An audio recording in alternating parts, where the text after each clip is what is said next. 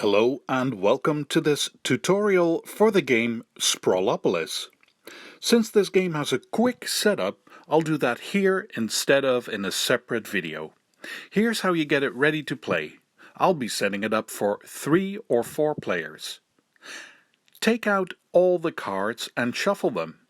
Then take 3 cards and place them with this side up.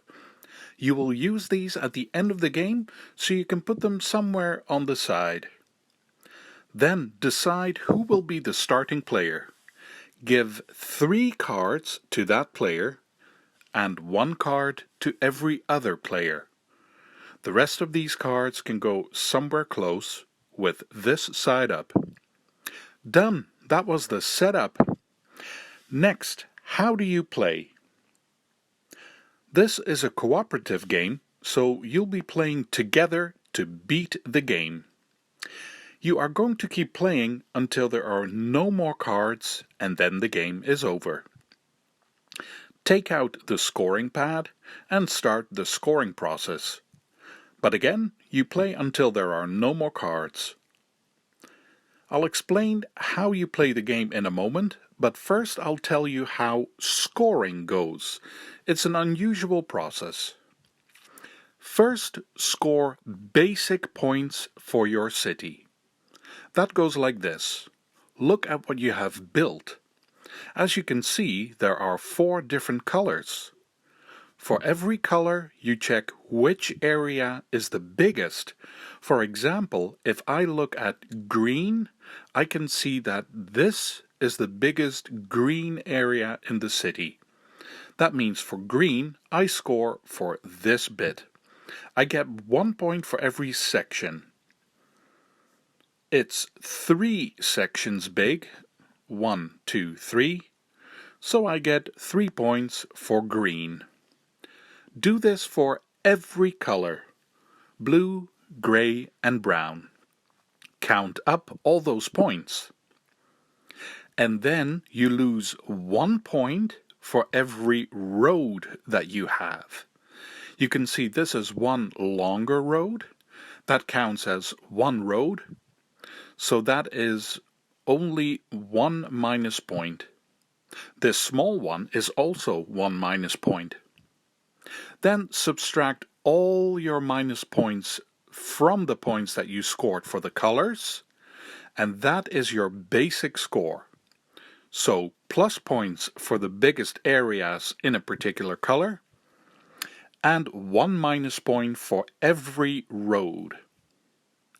Now comes the second set of scoring.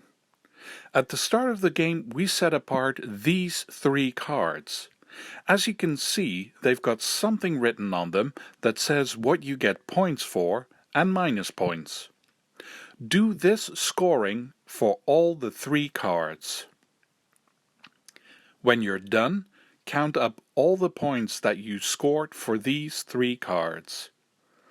If your basic score is equal to or higher to what you scored for these 3 cards, then you have all won the game. If your basic score is lower, then you have all lost.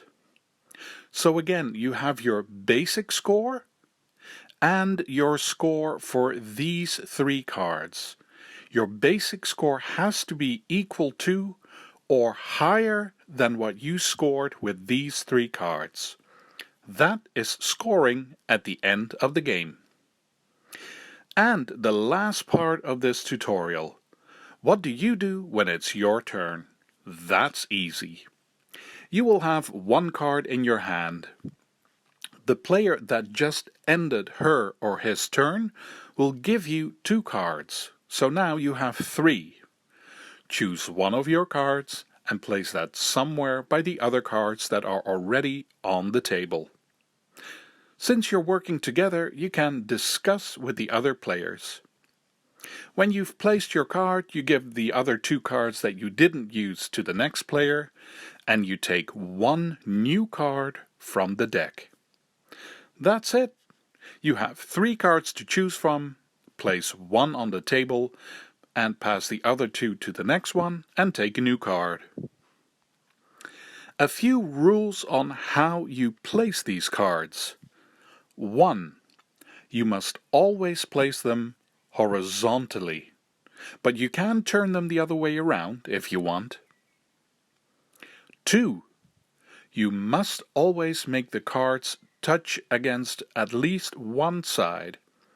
So you could place it like this, or this, but not like this, where only the corners touch. 3. You can place a card partially on top of another card, but you can't slide a card under another card. But that's it. Keep going until there are no more cards, and then you score. You can also play this with only 2 players or solo. Check the rulebook for how that goes. I hope you feel you're ready to play this game and that you'll enjoy it. Thank you for watching this tutorial. Feel free to comment and see you for the next one.